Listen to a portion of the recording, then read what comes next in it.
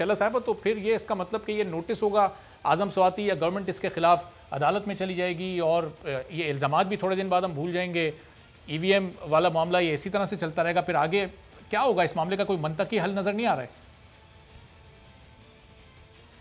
अच्छा देखिए, बात यह है कि हुकूमत जो है वो उसकी एक आदत है, वो इल्ज़ाम देती है और अपने आप जो काम करती है सामने वाले को अगर नहीं माना जाए तो वो फ़ौरन जाहिल और बाइस्ड करार दे देते हैं। कोई नई बात नहीं है, अब तक ऑपोजिशन के साथ ये हो रहा था। आपने कहा कि आज़म स्वाति ने और इन्होंने इल्ज़ाम लगाए हैं, सबूत कहाँ से लाएंगे? सबूत आज तक ऑपोजिशन के भी ऊपर आसिफ साहब पर किसी पर नहीं आ सके कुछ बरामद कहीं से नहीं हुआ, लेकिन ठीक है, खुश हैं। असल बात जो है वो ये है कि एतराज़ात करना तो हक़ है, आपको खुश होना चाहिए कि आपके सामने अगर कोई चीज़ आप लेकर आए हैं तो उस पर आपको जितने ऑब्जेक्शंस हैं उनको दूर करने का मौका मिल रहा है। अभी जो है ये कहा गया आज़म अफजल साहब ने बिल्कुल जरदारी साहब के ज़माने में एक टीम बाकायदा भारत गई थी और फिर वहाँ पे जाकर वो सारे सब कर आई थी मालूमात। तो फिर केरला के इलेक्शंस का ज़िक्र हुआ था कि केरला में किस तरह से 1982 में इस मशीन के ज़रिए कराए गए। फिर जीतने वाला जो था वो जब अदालत में गए तो वो हारा और ज़मानत ज़ब्त हुई। फिर उन्होंने 22 से 25 साल करके इसको बेहतर किया और अब वो वहाँ पे काम कर रहे हैं। यहाँ पे टेक्नोलॉजी के इस्तेमाल पे किसी को इतराज़ नहीं है।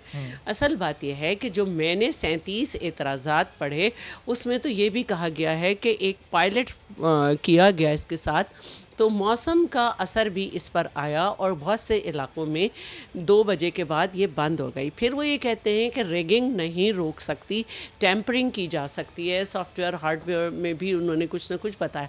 अब वो जो भी कह रहे हैं, आपका काम है एक पोलाइट वे में हम्बल होके हर एक को मुतमईन करना।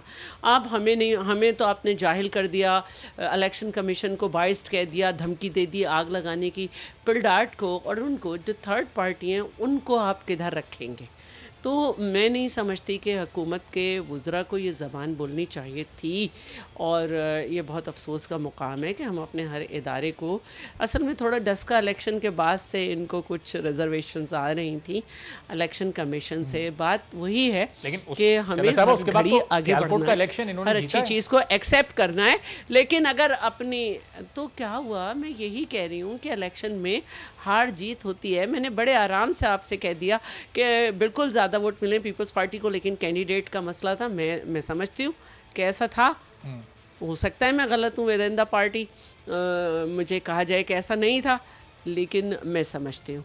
तो अपनी भी बातों को तस्लीम करना चाहिए। और जैसे कि कहा जा रहा है कि निकम्मों के मज़े हो गए कोरोना में कि उन्हें 33% दे के FSC और FA में पास किया जा रहा है, तो निकम्मे हर चीज़ का इलाज महंगाई का, बेरोज़गारी का कोरोना पे नहीं डाल सकते। आप अपने ज़रा मसाइल देखें कि किस तरह से कर रहे हैं, कैसे गंदम आप क्रॉप होने के, बम्पर क्रॉप के दावे के साथ 10 टन मंगवा रहे हैं, फिर उसको डॉलर में अदा कर रहे हैं। कैसे चीनी बम्पर क्रॉप के बाद आप 38 रुपये महंगी ख़रीद रहे हैं। कैसे LNG आप महंगे तरीन सौदे कर रहे हैं। आपकी क्या ज़िम्मेदारी है? तो मैं सिर्फ यही कहूँगी कि सबसे आसान बात होती है कि आप अपनी ज़बान का इस्तेमाल कर लें किसी के भी ख़िलाफ़ किसी तरह जो कि हुकूमत कर रही है। सही। और कहीं अगर अपनी कोई खामी है, कमी है, गलती है, तो उसको तस्लीम करना ज़ाहिर है बड़ेपन का मुजाहरा होता है। अब फिरदौस साहब, ये क्या वज़रा को इस तरह के इल्ज़ामात लगाने चाहिए थे? अपने वाला अगर नहीं, अगर खामी नहीं भी है और सामने वाला नहीं समझ रहा तो आपको हम्बल होना है। सही। तो फिरदौस साहब समझ रहे हैं आप शैला साहबा का पॉइंट कि अगर आप लोग हम्बल होकर इन एतराज़ात को दूर करते तो ये EVM वाला मसला भी हल हो सकता था। फिर ये नौबत यहाँ तक भी नहीं जाती कि जिस तरह के संगीन इल्ज़ामात लगाए गए। अब कहाँ है इसके सबूत? आज़म स्वाति साहब साबित कर सकते हैं कि इलेक्शन कमीशन के किस मेंबर ने या चीफ इलेक्शन कमिश्नर ने किससे पैसे लिए? देखिए, एक चीज है, वो अंग्रेजी का एक मुहावरा है, that you must learn to call spade a spade. अगर आपने हर चीज जो है शुतुरमुर्ग की तरह अपना सर मिट्टी में डाल के कहना है ऑल इज वेल, तो करते रहे। Gentleman, I am telling you, all is not well. Things are not going transparently. इससे कि मैं आपको एक मिसाल देता हूँ, चेक करा लीजिएगा।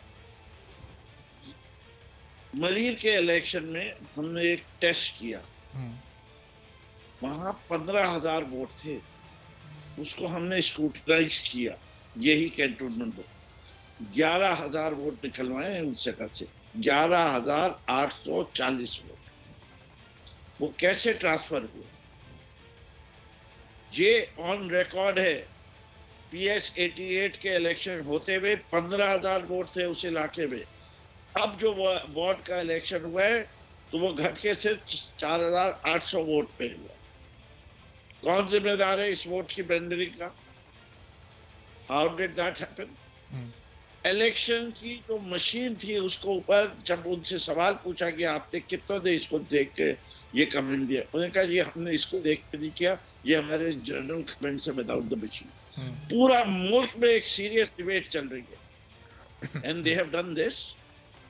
ये इसकी कोई तुक बनती है, कोई कॉमन सेंस है? आप इस इदारे की बात करते हैं, मैं आपको और मवाद देता हूँ। फिरदौस साहब, ये सीरियस डिबेट वन साइडेड चल रही है ना, हुकूमत सिर्फ अपनी बात कर रही है, इलेक्शन कमीशन एतराजात उठा रहा है, हुकूमत उनके एतराजात को दूर नहीं कर रही। Gentlemen, please. The machine has been placed in the assembly. Everyone has been asked to go check it. Her assembly में पहुंचाई जा रही है, स्टैंडिंग कमेटी में डिस्कस हो रही है। उसके ऊपर जो जेन्युइन ऑब्जेक्शंस हैं उसको इलेक्शन कमीशन को कहना चाहिए कि यस वी बिलीव कि ये इनिशिएटिव ऐसे ही होना चाहिए, इसकी हम सरपरस्ती करके इसमें से ये फॉल्ट निकाल देंगे, या हमें कोई ऑल्टरनेट सिस्टम दे जिससे फेयर एंड फ्री इलेक्शन हो। ये क्या है, कंडेम किए जा रहे हैं, जो उनकी जिम्मेदारी है उसको किसी और पे कर रहे हैं, ये कौन सा तो क्या? अभी मैं आपको एक और इदारे के लिए कह देता हूँ, शाला बड़ी खुश हूँ इस बात से भी जो मैं कहने जा रहा हूँ। नैब में जब JIT बनती है और उसमें कहा जा रहा है कि फेक अकाउंट्स है, तो जब आप उस JIT को पढ़ते हैं तो लगता है क्लोज एंड शट केस है। तो उज़ैर बलोच की JIT पढ़े तो आपको लगता है ये आदमी बचेगा ही नहीं किसी सूरत, इतना एविडेंस जमा किया। और जब कोर्ट में जाते हैं तो वो क्या होता है, बरी हो जाता है।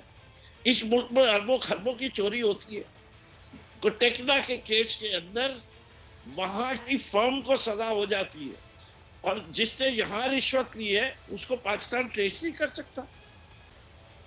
और जब उसका केस चल रहा होता है तो वो कहते हैं फिर परसू नहीं करना, हमने खत ही लिखना। तो आप क्या कहेंगे उस इदारे को? सुप्रीम कोर्ट के ऑर्डर को मना कर दिया, क्या करेंगे आप? आप खामोशी से बैठे रहे कि जी ह्यूमिलिटी होनी चाहिए, हम हम्बलनेस होनी चाहिए, हमें हाथ जोड़ के बात करनी चाहिए कि आप मेरे मुल्क का बेड़ागार करते रहिए। मैं खामोश बैठा रहा हूं। ये एहतसाब के इस अमल को अपने घर से भी तो शुरू किया जा सकता है ना। खान साहब की माजी की बातों से मुताल्लिक मैं तो खुद से एहतसाब शुरू करूंगा। ये अनगिनत स्कैंडल्स आपके दौर में आए, उनमें से अब तक कितनों का एहतसाब हो गया? किसी वजीर का नाम एक स्कैंडल में आता है, वक्ती तौर पे उसको हटा के दूसरी जिम्मेदारी दे दी जाती है। अरबाब साहब बताइए, पहले आज तक कभी किसी इंडस्ट्री को जो शुगर को ऊपर पेनल्टी लगी है, लगी 70 साल की तारीख में इसमें, और अभी तो सिर्फ एक हिस्सा मुकम्मल हुआ है। सब्सक्राइब करें और बेल दबाएं ताकि कोई खबर रह न जाए।